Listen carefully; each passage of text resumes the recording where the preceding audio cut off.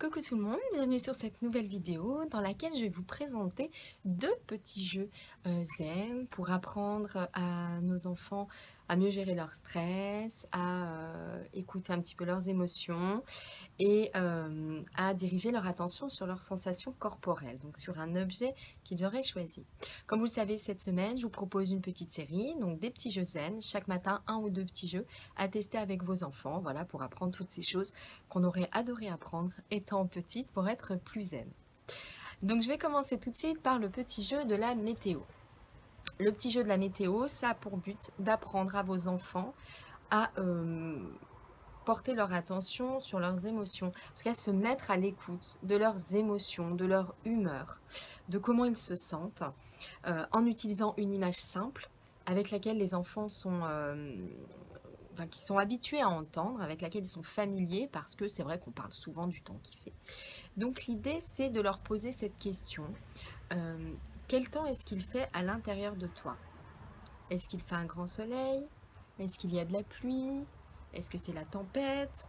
Voilà, etc. Vous serez surpris parce que les enfants sont habitués à ces images et n'auront pas de difficulté à répondre et à mettre cette image sur leurs émotions, sur ce qui se passe à l'intérieur d'eux. Deuxième petit jeu que je vous propose ce matin de tester, c'est le petit jeu de la fourmi. Le petit jeu de la fourmi, cette fois-ci, c'est pour apprendre à votre enfant à porter son attention sur ses sensations corporelles. C'est une sorte de body scan pour les adultes qui connaissent, mais adapté à nos enfants. Donc vous allez demander à votre enfant de s'allonger de manière confortable sur le canapé par exemple, les bras le long du corps. Et puis vous allez simuler la promenade de la fourmi sur son corps. Alors attention à avoir un toucher juste, j'ai envie de dire, pas trop ferme non plus, faut pas lui faire mal, et puis pas trop chatouilleux, ou là ça pourrait donner envie de se gratter, l'énerver, et donc il serait pas le but recherché.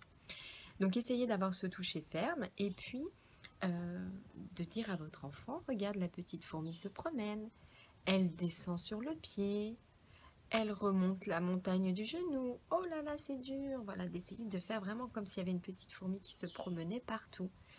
Et simplement, du coup, de l'inviter comme ça, en racontant la promenade de la fourmi, lui demandant elle est où la petite fourmi maintenant. Simplement de l'aider à focaliser son attention sur ses sensations corporelles, ce qui permet d'être tout simplement dans le moment présent, dans l'instant présent, de ce qui se passe là tout de suite maintenant, et moins de ressasser quelque chose qui a eu lieu ou d'anticiper quelque chose de stressant qui va avoir lieu. Voilà, j'espère que ces deux petits jeux vous plaisent, la météo, la fourmi, que vous allez les tester avec vos enfants et que vous aurez de bons résultats. Je vous souhaite une très belle journée, je vous donne rendez-vous dès demain pour de nouveaux petits jeux zen.